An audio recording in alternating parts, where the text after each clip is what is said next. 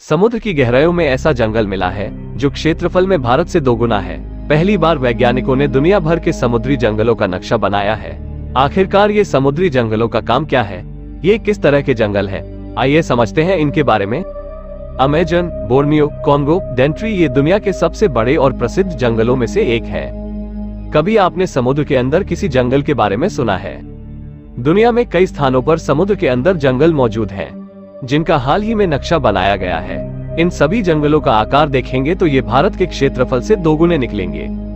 बड़े बड़े जंगल भी हैं, रूस से लेकर कनाडा तक फैले हुए बोरियल जंगल। लेकिन आपको पानी के अंदर मौजूद कितने जंगलों के बारे में पता है?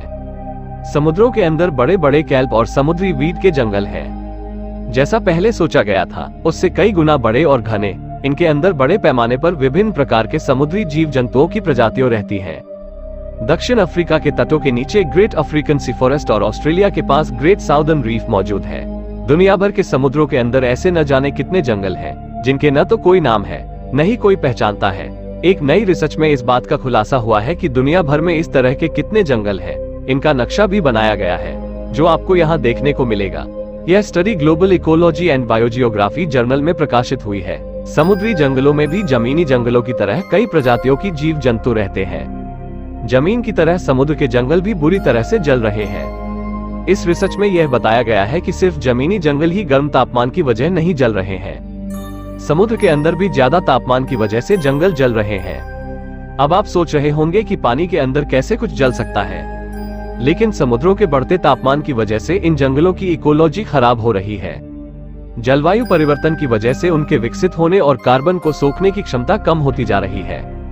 क्या होते हैं समुद्री के जंगल? किस तरह के पेड़ पौधे होते हैं? समुद्री जंगल आमतौर पर समुद्री सिवार से बने होते हैं। यह एक प्रकार के शैवाल होते हैं।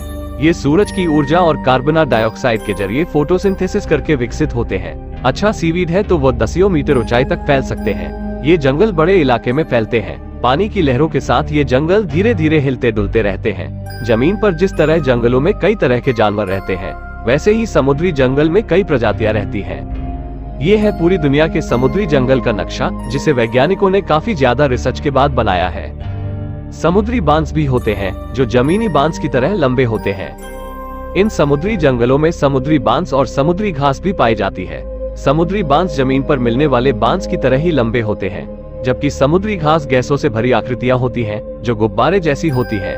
ये जंगल में फैलकर गैसों, ऑक्सीजन और कार्बन डाइऑक्साइड का संतुलन बनाते हैं। इनके तने बहुत मजबूत होते हैं, ताकि ये समुद्री लहरों के बर्दाश्त करते हुए सूरज की रोशनी की तरफ बढ़ सके, जैसे ऑस्ट्रेलिया के ग्रेट साउदर्न रीफ में फैले हुए गोल्डन कैल्प करते हैं। कितने बड़े हैं ये जंगल और कितनी तेजी से फैलते हैं? ये समुद्री सिवार तेजी से फैलने और बढ़ने वाले पौधे होते हैं, लेकिन अब तक ये पता नहीं लगाया जा सका है कि ये कितने बड़े इलाके में फैले हैं। जमीन पर जंगलों की नाप तौल सैटेलाइट्स के जरिए हो जाता है, लेकिन पानी के अंदर ये मुश्किल है, क्योंकि ज्यादातर सैटेलाइट समुद्र के बहुत अंदर की मैपिंग करने में सक्षम नहीं है।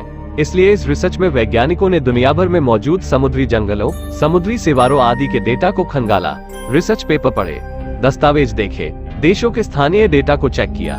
तब पता चला कि पूरी दुनिया में 60 से 72 लाख वर्ग किलोमीटर समुद्री जंगल मौजूद है, जो कि अमेजन से भी बड़ा है। क्या करते हैं ये समुद्री जंगल? क्या काम है इनका? धरती पर पैदा होने वाली 2400 गीगाटन ग्रीनहाउस गैसों से निकलने वाली सारी अत्यधिक गर्मी हमारे समुद्र सोखते हैं। ऐसे में समुद्री जंगलों को काफी दिक्कतों का सामना करना पड़ रहा है। ये सभी समुद्री जंगल जल रहे हैं। जैसे जमीन पर जंगलों में आग लगती है, ठीक वैसी नहीं, लेकिन अधिक तापमान की वजह से उनकी हालत खराब हो रहा है। सबसे बुरी हालत पश्चिमी ऑस्ट्रेलिया, पूर्वी कनाडा और कैलिफोर्निया के समुद्री जंगलों की है।